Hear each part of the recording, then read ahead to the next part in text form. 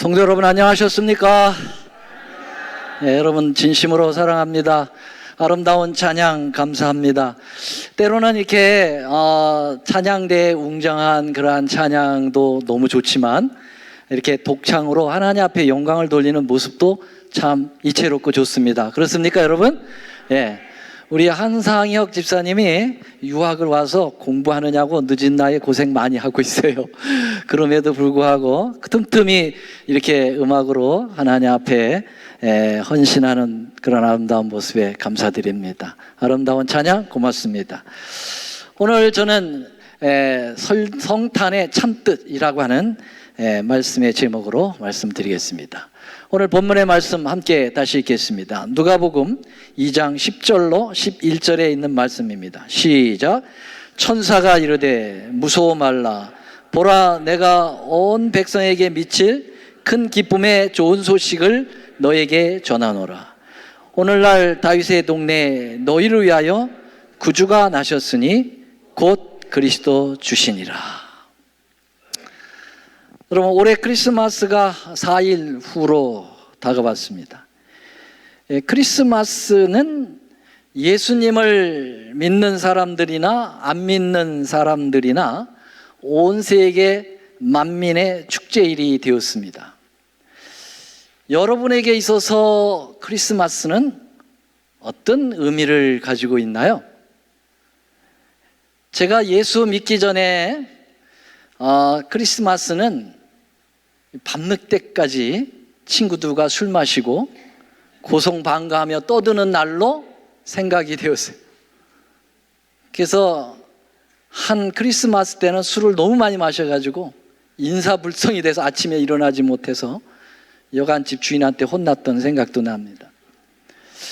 여러분, 근데 예수님을 믿고 난 다음에도 이 크리스마스는 방법만 좀 달랐지, 괜히 크리스마스가 되면은 들뜬 마음으로 밤거리를 쏘다니거나 가족들과 맛있는 거 먹고 즐거운 날 의미를 가지는 것, 그 이상 그 이하도 아닙니다.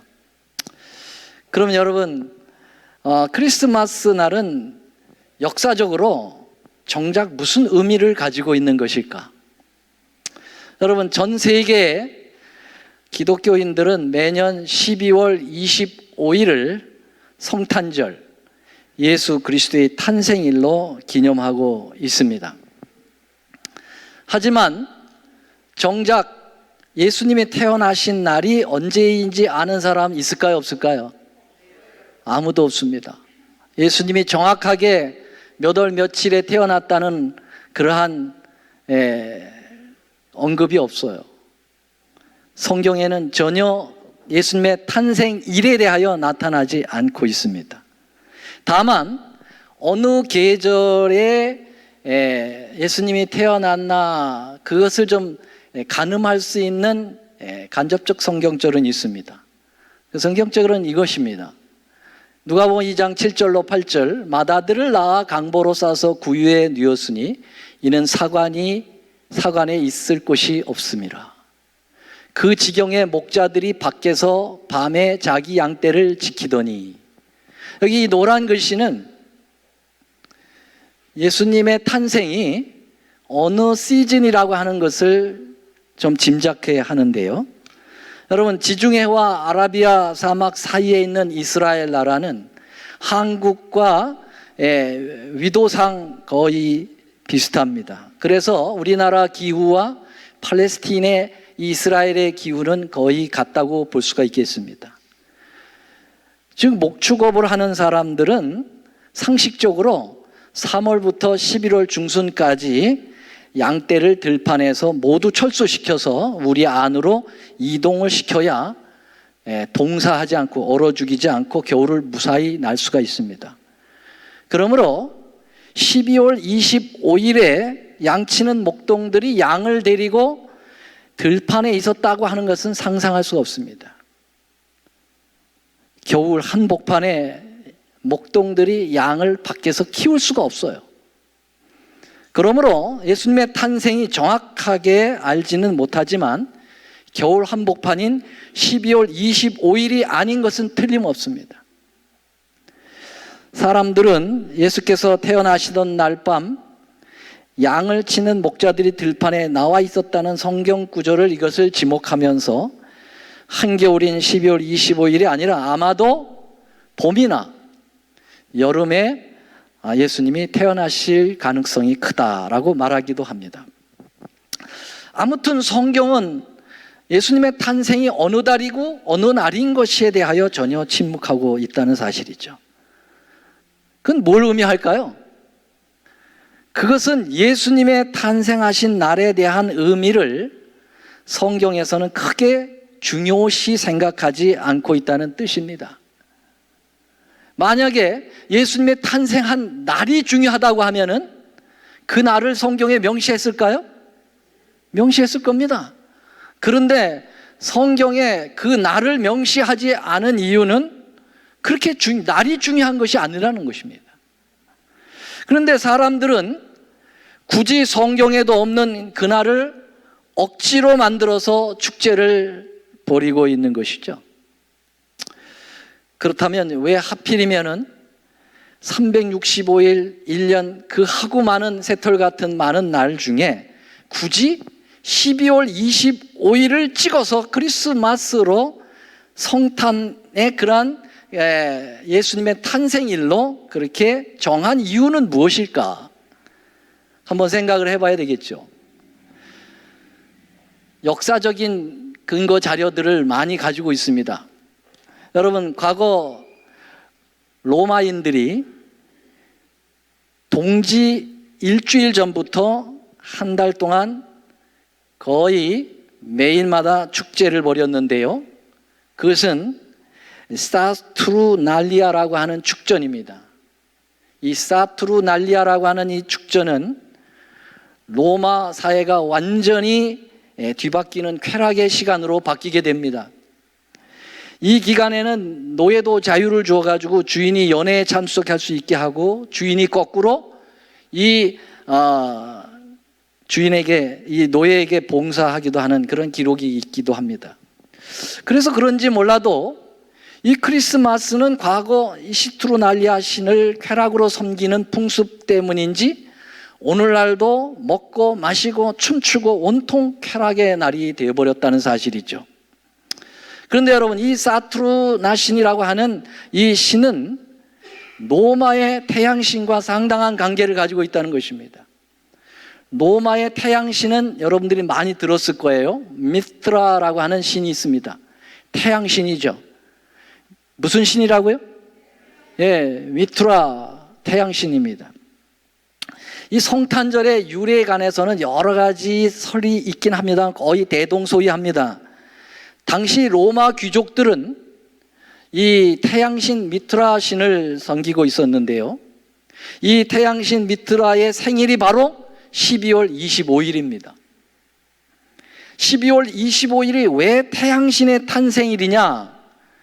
여러분, 동지가 대략 며칠 날 오는지 아십니까? 동지 12월 22일, 23일 요 사이에 오는데요.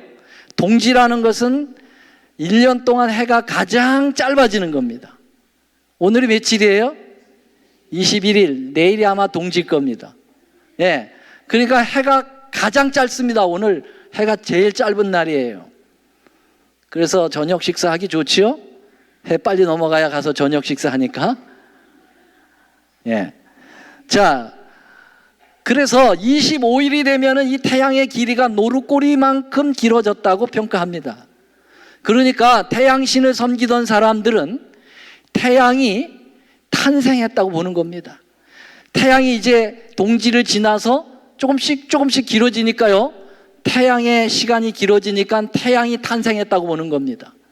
그래서 태양 탄생일을 12월 25일로 정한 것입니다. 이것을 미트라 신, 태양신을 섬기던 사람들이 그날 태양신을 숭배했다는 사실이죠. 가톨릭 교회는 원래 부활절의 의미를 뒀을 뿐 예수님의 생일은 그렇게 중요하게 생각하지 않았는데 4세기에 들어서 성탄절의 필요성을 나중에 느끼게 되었고, 서기 350년에 교황 율리우스라고 하는 율리우스 1세가 태양신 생일인 12월 25일을 아기 예수가 태어난 날로 공표해 버렸습니다. 여러분, 로마 가톨릭 교회를 출현시킨 로만 콘스탄틴 대황제는 가짜 개종으로 모든 이교도들을 기독교로 포용시키는 정책을 사용했죠. 근데 이교도들이 가지고 들어온 수많은 잡신들을 기독교 안에서 융해시켜 가지고 혼합된 종교로 만들어 나가게 된 것입니다. 그래서 이 태양 숭배를 가지고 있는 미트라 신을 섬기는 귀족 출신들의 많은 그들의 정신도 이 기독교와 섞이기 시작한 것입니다. 그들의 이 크리스마스를 합법화하는 변명은 이교도들의 축전을 막는 게 불가능하기 때문에 차라리 이를 받아들여서 기독교적인 의미를 부여하는 것이 옳지 않느냐, 그래서 크리스마스를 12월 25일에다 만들었다, 이렇게 변명을 하고 있습니다만은 전혀 성서적이지 않습니다. 이교도들, 특별히 태양신을 섬기는 사람들이 동지를 지내던 그 풍습을 중세 로마 교회가 세계를 장악하면서 크리스마스를 성탄절로 완전히 자리를 구축하게 만들어 버리고 말았습니다. 여러분, 그래서 이 크리스마스라고 하는 이 단어를 한번 좀 보시죠. 이 크리스마스라고 하는 단어는 조금 이따 좀 봐야 되겠는데요. 제가 여기다 넣어놨는데 없어져 버렸네요. 오케이, 그냥 설명하겠습니다. 크리스마스라는 말은 X하고 MAS 그렇게 되죠? 맞습니까? 여러분 카드 다 받아보셨어요? 카드 받을 때 엑스마스 그러죠? 그 X가 영어 X가 아니라 이 헬라어 크시인데, 이 크시의 첫자, 이게 어디에 이니셜이냐면 크라이스트, 헬라어 언어는 크리스토스입니다. 기름 부음을 받다라고 하는 이 크리스토스, 이 크리스토스의 첫 알파벳이 X입니다. 이것을 영어로는 X라고 하지만은 헬라어로는 크시라고 얘기합니다. 그래서 크라이스트, 예수님, 그리스도, 그 다음에 MAS, 마스라고 하는 말은 메세스의 그 변형된 말인데요. 이 메세스라는 말은 미사라는 얘기입니다. 여러분, 미사는 어디서 드리죠? 성당에서 드립니다. 미사는 정식 예배가 아니에요. 미사라고 하는 말 자체도 이교신에서 가져온 말입니다. 그래서 이 크리스마스라는 말은 다분히 가톨릭교적인 냄새가 강합니다. 이렇게 시작된 크리스마스이기 때문에 수십 세기가 지난 현재까지도 많은 사람들에게 크리스마스는 종교적인 의미보다는 실컷 놀면서 먹고 마시는 축전의 의미가 더 많다라고 하는 것입니다. 이렇게 크리스마스가 성탄절과 예수님의 탄생과 동떨어진 그런 것을 가지고 축제일로 만들었기 때문에 17세기 초에 이르러서 이 크리스마스가 영국에서 굉장한 핍박을 받습니다. 올리버 크로멜이라고 하는 사람이 영국의 왕정 정치를 몰아내고 하나의 청교도 국가를 만듭니다. 여러분, 청교도들이라는 건 퓨리타니즘이 가지고 있는, 이 사람들은 굉장히 순수한 기독교입니다. 매우 보수적인 기독교파들이죠.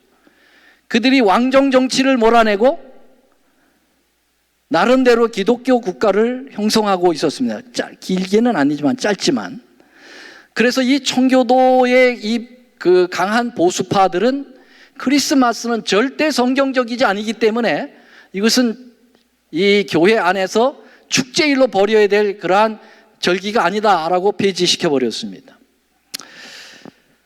그래서 1652년에 영국 정부가 크리스마스를 불법으로 규정합니다. 하지만 사람들은 몰래 크리스마스 잔치를 계속 벌이고 있었고요. 1650년에 들어서는요, 56년에 들어서는 남동쪽 캔터베리라고 하는 시에서는 크리스마스 페이지에 반발해서 큰 폭동이 일어났어요. 그래서 이에 놀란 캔터베리 의회는 크리스마스 부활을 촉구하는 결의안을 황급히 다시 통과시키게 되는 것입니다. 크리스마스를 돌려주지 않으면 왕을 다시 세우고 너희 정권을 물리치겠다고 일종의 협박을 해서 이 캔터베리 시민들의 주장이 얼마 가지 않아서 그들의 뜻이 이루어지게 됩니다. 영국은 다시 크롬웰 정부가 무너지고 왕정 정치가 돌아서면서 찰스 2세가 즉위했습니다. 이와 함께 크리스마스도 정식적으로 부활하게 된 것이죠. 영국에서 벌어진 이 크리스마스의 싸움은 청교도들이 철저한 패배로 끝나고 말았습니다. 여러분, 이 크리스마스는 상당한 그 투쟁이 있었던, 이슈가 됐던 그러한 날이에요. 하지만은 신앙의 자유를 찾아서 1620년 메이플라워 배를 타고 청교도들이 어디로 건너옵니까? 여러분들이 지금 앉아있는 이 미국 땅으로 건너 들어옵니다. 그들은, 이 미국으로 건너온 청교도들은 예전에 크롬웰 정부가 가지고 있었던 그 청교도 정신보다 더 보수적이었어요. 더 철저했어요. 그러니까는 그들이 이곳에 와서 크리스마스 지켰을까, 안 지켰을까요? 절대 안 지키죠. 네. 당연히 크리스마스를 거부합니다. 그래서 이 청교도들은 철저한 성경 중심적인 삶을 살았기 때문에 성경 기록에도 없는 예수 탄생일을 기념할 수 없다고 주장합니다. 그런데 세월이 흘러가면서 상황은 점점 달라져 가고 있었습니다. 왜냐하면 이 청교도들이 미국에 정착한 후에 속속이 다른 개신교도들이 미국의 신대륙으로 앞다투어 몰려왔기 때문에 그렇습니다. 이 다른 개신교도들은 보수적이지 않아요. 진보적이기 때문에 크리스마스 그 향수를 잊을 수가 없어요. 그 재미있고 마시고 즐기고 노는 크리스마스, 그걸 잊을 수가 없어요. 그래서 다시 크리스마스를 조금씩 부활시켜 나가고 있습니다. 그래서 1659년에 보스턴에서는 청교도들이 보스턴 쪽으로 들어왔죠. 플리머스라고 하는 쪽에. 그 보스턴에서는 크리스마스 축하를 벌이다가 발각되면 벌금 5실링을 물린다라고 하는 기록이 남아 있습니다.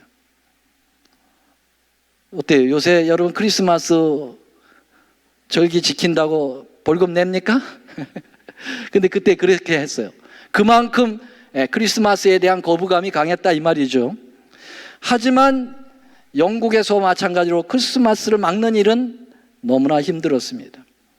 1719년에 발간된 보스타 영광을 보면은 12월 말에 아이들이나 하인들이 밤에 너무 소란을 피우지 말도록 해야 된다는 규절이 나와 있습니다. 그 말을 보면은 크리스마스가 예수님 탄생의 고요한 밤, 거룩한 밤이 아니라 고약한 밤, 거룩한 밤이라는 거죠. 거북한 밤이 된 거예요.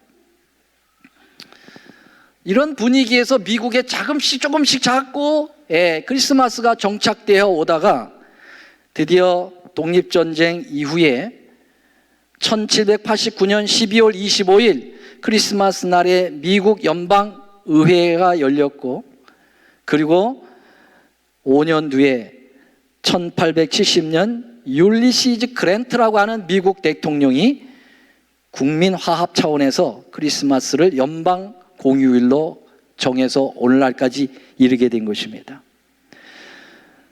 여러분, 이 크리스마스 때 사람들은 뭘 이렇게 합니까? 트리를 만들어 놓죠.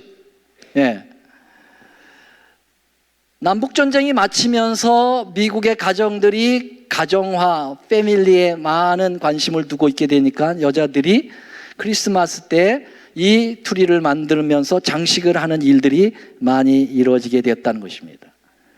전나무와 같은 상록수를 집안에 들여서 장식하는 이 크리스마스 트리는 사실은 독일서부터 시작됐다고 알려져 있습니다. 크리스마스 트리의 유래는 그 옛날에 종교개혁자 마르틴 루터가 숲속을 거닐다가 나무를 발견해서 집안에 들여와서 촛불을 걸어놓고 하나님의 그 위대한 창조물을 찬양했다라는 유래가 되어 있다는 이야기도 있습니다. 확실한 유래는 알 수 없지만은 독일 사람들이 집안에 나무를 들여와서 장식하기 시작했고, 독일의 알버트 공이 영국의 빅토리아 여왕하고 결혼할 때 1841년에 여왕에게 크리스마스 큰 트리를 선물했다고 하는 역사적 기록도 나와 있습니다. 그러면서 상류층에서 크리스마스 트리가 크게 유행하기 시작했고 일반 사람들에게 퍼진 것으로 알려져 있습니다. 자, 이렇게 유래를 살펴보면은 크리스마스는 예수님의 탄생의 의미가 부여된 날보다는 쾌락적인 축제의 날의 의미가 더 컸다고 볼 수가 있습니다. 그러므로 이날이 우리의 구주 예수님의 탄생의 의미보다는 오히려 온 인류를 세속적인 타락으로 몰고 가는 분위기를 부추기는, 어쩌면은 좀 지나친 말이지만 사단의 축제일로 역할을 단단히 하고 있다고 하는 사실입니다. 그도 그럴 것이, 여러분, 하나님께서 그토록 싫어하시는 우상숭배의 의미가 담긴 그 태양신을 섬기는 사람들의 축제를 고귀한 우리 예수님의 탄생에다가 접목시키는 일 자체가, 그 의도 자체가 매우 불순한 거예요. 이것은 마치 거룩한 것과 가증한 것을 뒤섞어 놓는 바벨론적인 그러한 습성이 이 크리스마스의 성향 속에 들어있다고 하는 사실입니다. 이 태양신의 우상 숭배의 역사는 여러분 크리스마스의 역사보다 훨씬 더 깊습니다. 뭐가요? 뭐가? 태양 숭배에 대한 거 말이죠. 태양 숭배에 대한 역사는 크리스마스의 역사보다 훨씬 더 깊어요. 제가 두 가지만 말씀드리겠습니다. 하나는 이스라엘 백성들이 출애굽해서 광야 40년의 생활을 보내고 이제 요단강을 앞에 두고 가나안에 들어가기 바로 직전에, 거기가 모압 땅입니다. 이방 모압 땅인데요, 거기에서 그들이 어떤 일을 저질렀는가? 여러분, 모압 여인들하고 음행을 저지르는 일이 나타납니다. 근데 그들이 모압 여인들하고 음행을 저지를 때 그 음행을 저지르는 행태가 바로 뭐냐면 모압 신에게 경배를 드리는 하나의 예배 절차였어요. 여러분, 우리는 예배를 이렇게 거룩하고 성스럽게 예배를 드리지만 이 잡신들을 섬기는 사람들의 예배는 그런 성적인 문란한 일들을 하는 게 그게 예배예요, 그들이. 여러분, 여기 한번 보겠습니다.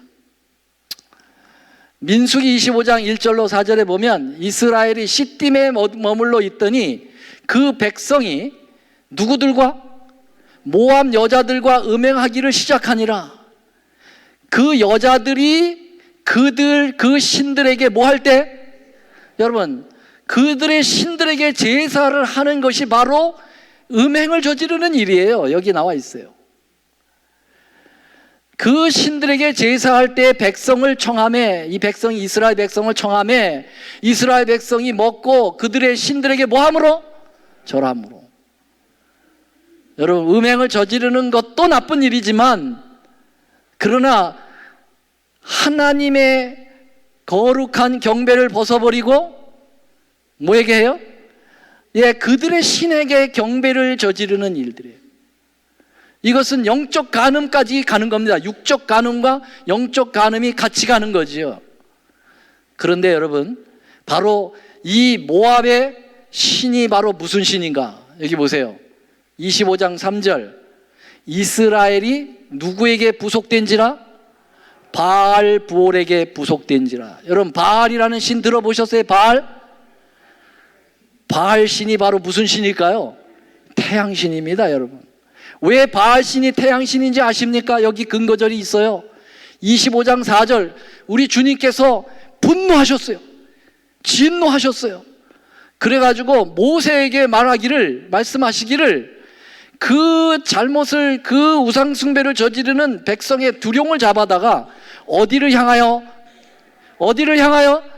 태양을 향하여 요 앞에 목을 매달라고 그랬어요. 왜 태양을 향하여 그렇게 했다고 그랬어요? 태양신을 섬겼기 때문에 그렇습니다. 태양신을. 여러분, 태양신이라고 하는 이 숭배는 매우 오랜 역사를 가지고 있다는 사실입니다. 하나님을 가장 극렬하게 반대하는 이방 족속들의 그 신의 형태가 태양신인 것입니다. 이름은 다를 수 있어요. 에집트에는 라신이라고 하는 태양신을 섬기고 있고, 여러분 페르시아는 미트라라고 하는 태양신, 로마까지 이르러 오죠. 예. 그러나 성경에 주로 나타나는 신들이, 바알신, 아세라 신들이 다 태양과 관계되어 있다는 사실을 기억하셔야 합니다. 그 다음에 또 있어요. 또 하나의 역사를 말씀드리죠. 그런데 모함 여인하고 가서 음행을 저지르게 된 동기가 있습니다. 그 누구 때문입니까?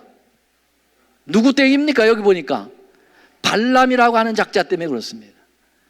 발람이 거짓 선지자, 타락한 선지자가 발락 왕, 이 모압 왕의 끊임없는 매수를 당하려고 하죠. 그때 하나님께서 막으셨고, 심지어는 말이죠, 나귀가 가지 않았어요.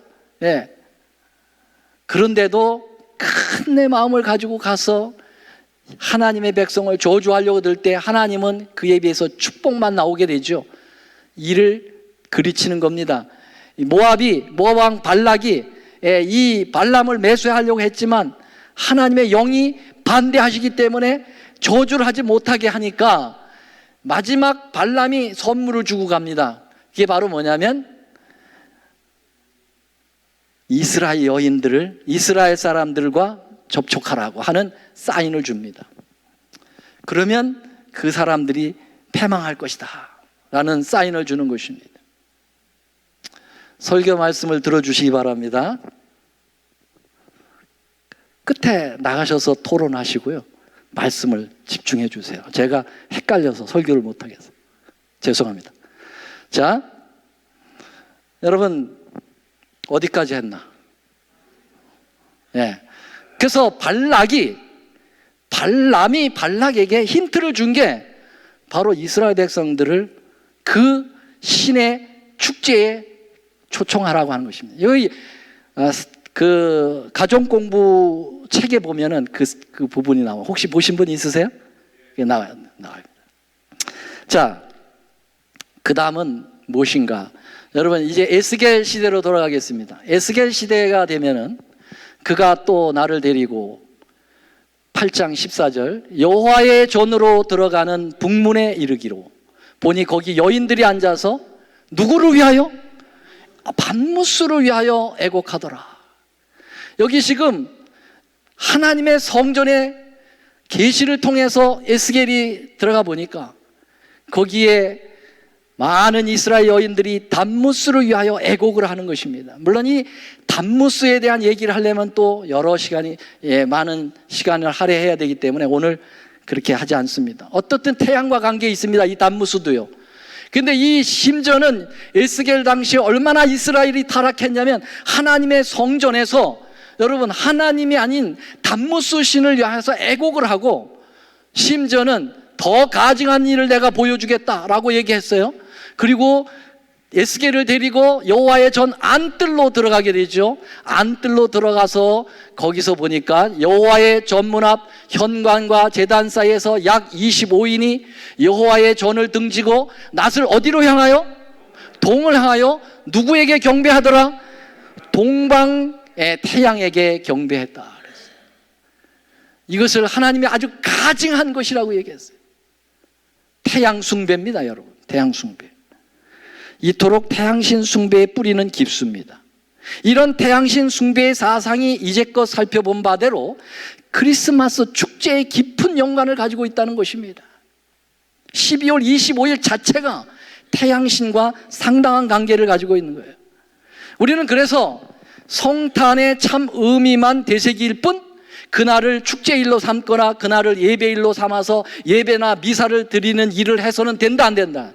그건 안 되는 것입니다. 그래서 여기 보면은 아까 얘기했죠. 크리스마스가 Christ and Messes입니다. 상당히 개토릭적입니다. 기독교적이 아니에요. 이건 하나님의 성서적이 아니에요. 그래서 크리스마스는 no.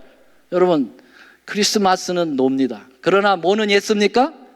예수님 탄생은 예스예요. 그래서 메리 크리스마스 인사하면 좋을까 안 좋을까요? 저는 별로 안 좋습니다.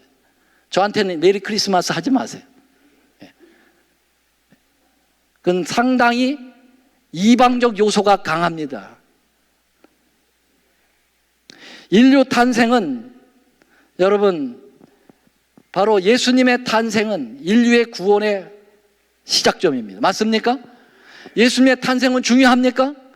매우 중요합니다. 여러분, 크리스마스가 그거는 상당히 미신적이고 또 태양신적인 그러한 냄새가 있다 해서 예수님 탄생까지 무시해야 될까요? 예수님 탄생은 매우 중요한 것입니다. 예수님의 초림이 없다면 우리는 구원도 없어요. 그렇죠? 예. 여러분, 예수님의 초림은 성경상에서 가장 오래된 예언으로 표현되고 있습니다. 여러분, 성경상에 가장 오래된 예언, 그리고 성경의 최초의 예언은 어디에 나올까요? 창세기 3장 15절. 오늘 식사할 때 제일 앞에 서시길 바랍니다. 창세기 3장 15절이 성경에 나오는 최초의 예언입니다.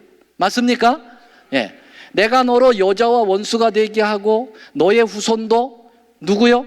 여자의 후손과 원수가 되게 하려니 여자의 후손은 내 머리를 상하게. 여자의 후손은 보통 명사일까요? 고유 명사일까요?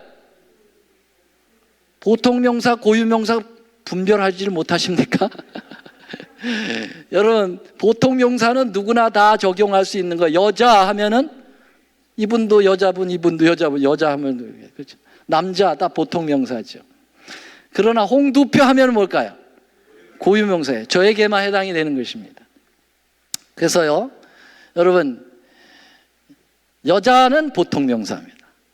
그러면 후손도 보통 명사예요. 그런데 이 말을 합쳐놓으면 여자의 후손 하면은 뭐가 될까요? 고유 명사가 됩니다. 놀라운 일이에요. 왜냐하면 이 세상에 여자의 후손은 딱 한 분밖에 없어요. 누구밖에 없습니까? 예수님밖에 없어요. 여러분들은 여자의 후손이에요? 남자의 후손이에요? 여러분들은 다 남자의 후손이에요. 여자의 후손이 아닙니다. 여자의 후손은 예수님밖에 없어요. 여러분, 우리는 다 우리 아버지 남자의 씨로 태어났습니다. 맞습니까? 남자의 씨로 태어났기 때문에 아담의 죄가 우리 안에 있어요. 그래서 고린도전서 15장 20절에 보면 다 아담 안에서 우리가 다 죽게 되었다, 그렇게 표현되어 있어요. 만약 예수님이 남자의 후손으로 오셨다면 예수님은 구세주가 될 수가 없습니다. 여자의 후손으로 남자와 관계없이 오셔야 돼요.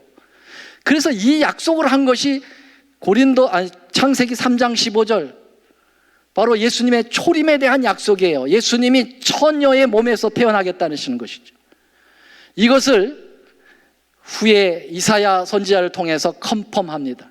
다시 컨펌하여 말씀하셨는데요, 시간이 지나서 여자의 후손 세 가지 의미는 그냥 읽고 넘어가겠어요. 여자의 후손이라는 것은 인간의 뜻이요, 인카네이션, 성육신의 뜻이고, 남자와 관계없이 태어나는 처녀 잉태를 예고한 것이고, 세 번째는 여자 곧 교회 또는 하나님의 택하신 백성의 그 피를 통해서 메시아가 올 것이라는 뜻입니다.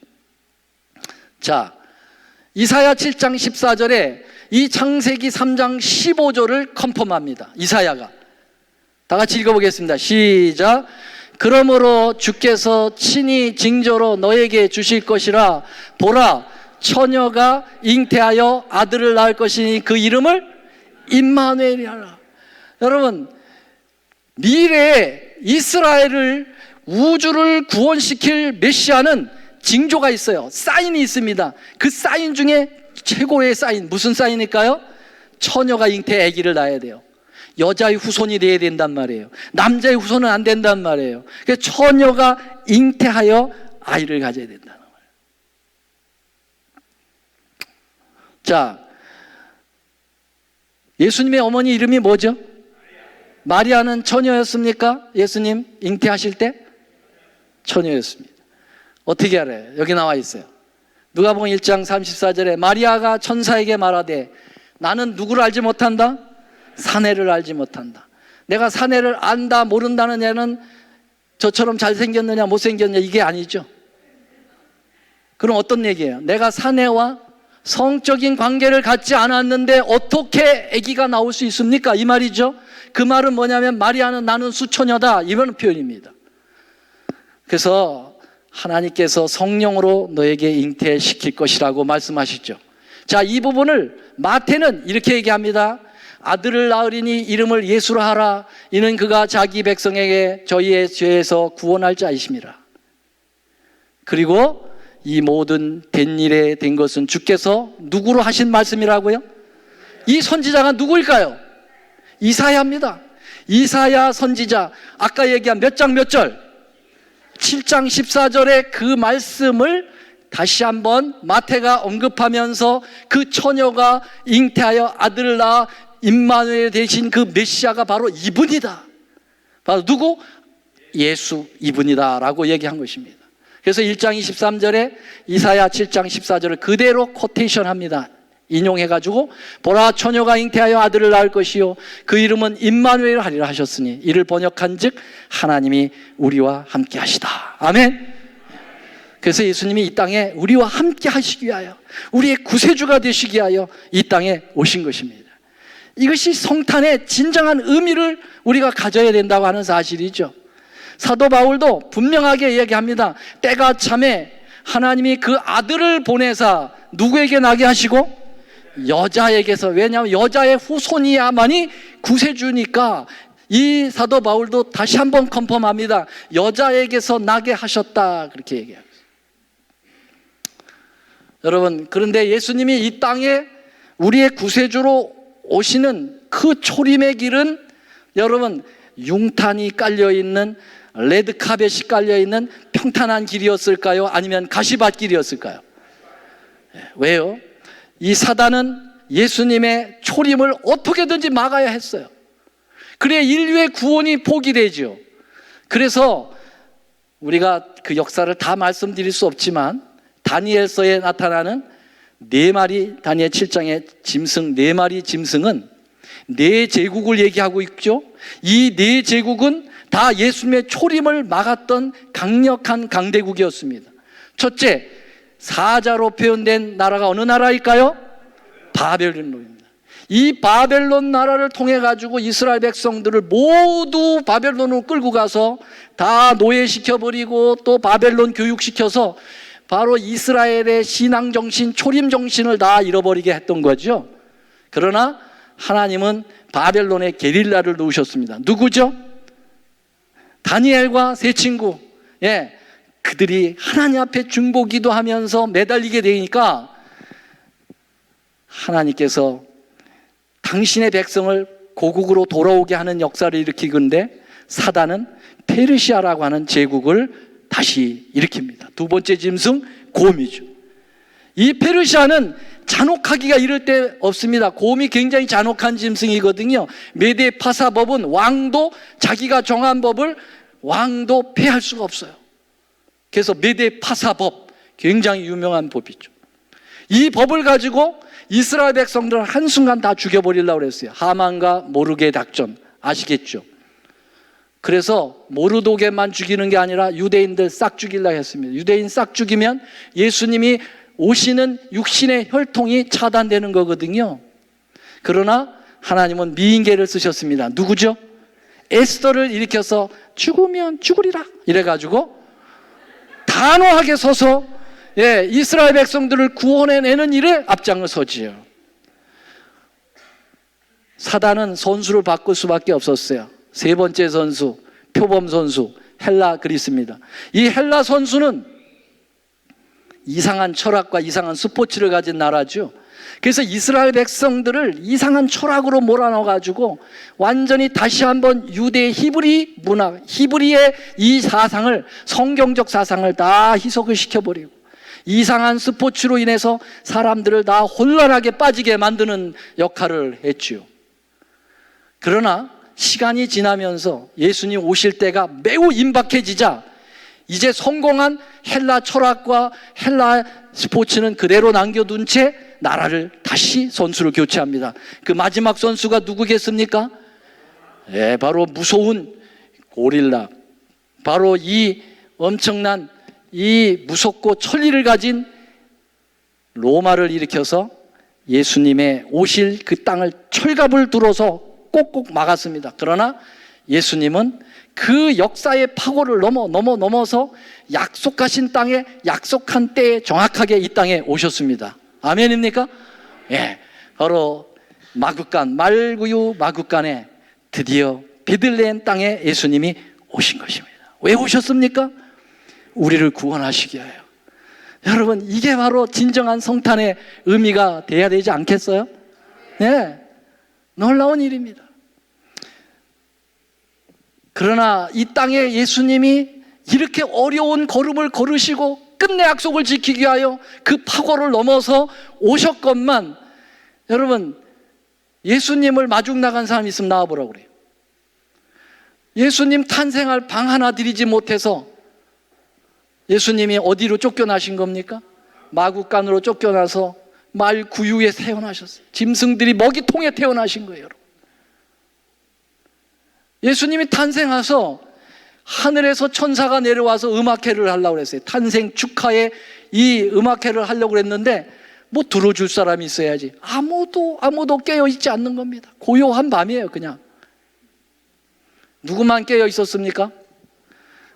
양치는 목동들이 깨어 있었어요. 그래서 구주가 나셨다.